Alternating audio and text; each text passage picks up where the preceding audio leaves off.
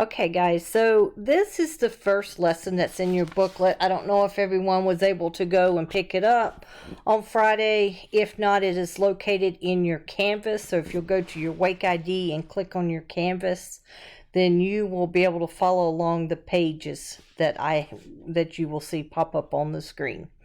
All right, so to start with, it says to create a story, which I'm not going to go through that. I'm going to get just to the gist of it. And after I get to the gist of it, I do want you independently to go back and think of a story that you could create. So whatever the story is that you create, it has components to it that are now graphed. And so let's just count how many components it has. It has 1, 2, 3, 4 components. So it has a starting, has 2 things that happen in the middle, and then it has an ending. And so it says if you were to write a function, how many functions would you write? Well, independently, you would write 4 independent functions.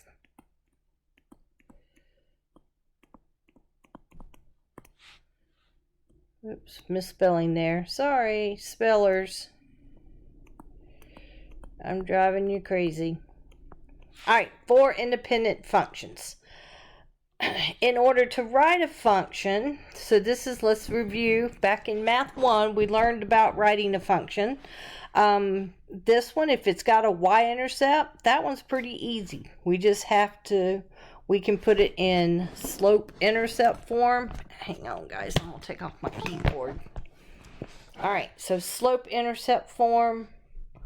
Y equals mx plus b. We know that the b is 0, and we can figure out the slope. It's up 1 over 1, up 1 over 1, so the slope is 1. So we would write that as y equals 1x, and then plus 0 doesn't do anything, so I'm not going to add plus 0 to it. The next function, let's change and get a different color here. So it's just constant at y equals 5. And so then that's just what I have to write, is y equals 5.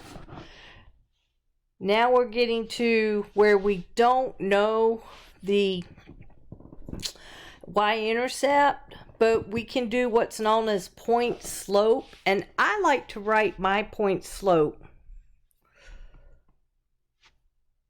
I'm going to change the color and go back to purple. And so this is point slope, and it's y minus y1 equals to slope times x minus x1. Now, I like to just go ahead and add y1 to both sides, and I get y equals slope times x, parentheses, x minus x1 plus y1. Now, what is my x1, y1? Well, that's just some point. So let's make this. Let's choose this to be x1, y1. And so now I need to figure out what the slope is. So the slope, if I go up 2 over 1, up 2 over 1, I get the slope equals 2 over 1 or 2. I'm going to change to a different color, and I'm going to write the equation. So I'm going to do it point slope. So I know that my x1 is 10 and my y1 is 5. So I'm going to write that y equals slope 2 times x minus 10, because that's what my x1 is, plus 5. And I'm just going to leave it like that. I'm not going to have to multiply it through and clean it up and get it looking like this, like this slope intercept, which let me name that.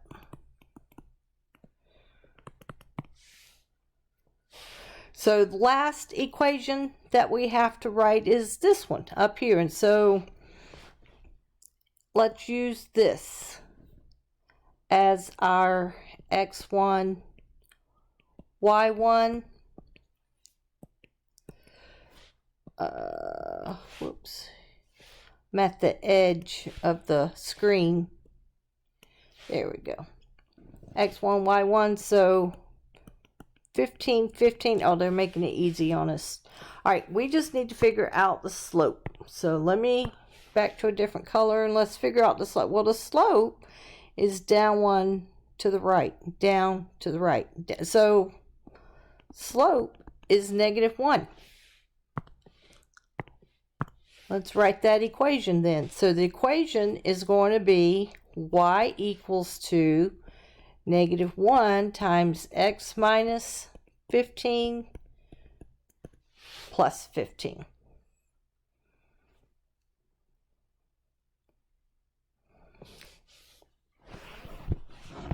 And those are our 4 components. So now we're going to identify what's known as piecewise. Piecewise, this is a fancy way of saying y. Piecewise is done by parentheses or curly brackets. The function goes on the left side, the domain goes on the right side. So, before I start talking domain, let's talk domain. Let's put domain in green. Let's do dark green. All right. So this first function has a domain from 0 to 5. The second function has a domain from 5 to 10. The third part of the function goes from 10 to 15, and then the last part is from 15 to 20. These are our domain values. And so we're going to talk about set notation and how we do, not set notation, excuse me, inequality notation, and how we do write our domain. So I just wrote it here as interval 0, well, not even interval. I'm going to go into too much detail and it's going to get confusing, so I'm going to stop myself right now. All right, so here we go. We just have to write the rule part of the function. So the first function was y equals 1x. We don't have to write the y equals 1x. We just have to write 1x. And let's change our color. Let's go back to purple. All right, so, and we said that was whenever x was between 0 and 5. The next function is the constant. Everything y equals 5. So instead of scrolling back and forth, I'm going to write these functions over here. Equals to 2x, yeah. I had to scroll back. Wait, not 2x. 2 times x minus 10 plus, did I do that? Plus 5. I'm still scrolling back and forth. And then the fourth function was -1 times x minus 15 plus 15. These are my 4 functions. And I'm going to write them in piecewise. Or not in, let's use the word as a piecewise function. So I've got the first function. Each time I just sort of refer back to what's in the middle. This is the function notation.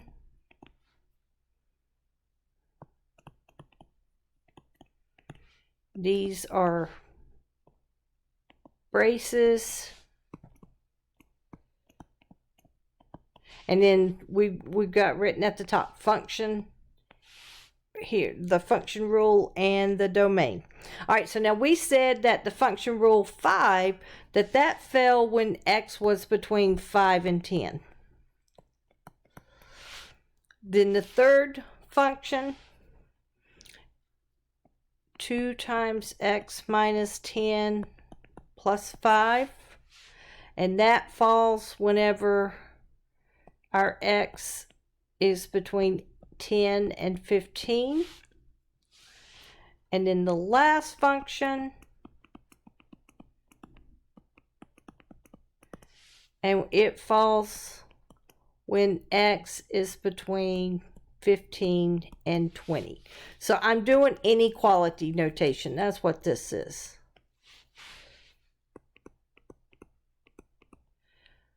I'm writing the domain as an inequality. And then that is it. That is the pieces, all the pieces of our function put into one, in between two braces, and it's called a piecewise. So with a piecewise, you can, you know what, I'm right at 12 minutes, and I'll be honest, I want to approach this slow. So I'm going to end this video. I want you to copy these notes. Be ready to pick up on Monday whenever we meet in class. And I will record what we do Monday, or at least I'll put the notes on Google Class. That's not permission to not show up. That's just telling you that not to panic, that you won't, just have to rely on your own notes, but that I will include notes on Google Class. So I hope to see you guys all Monday, ready to go.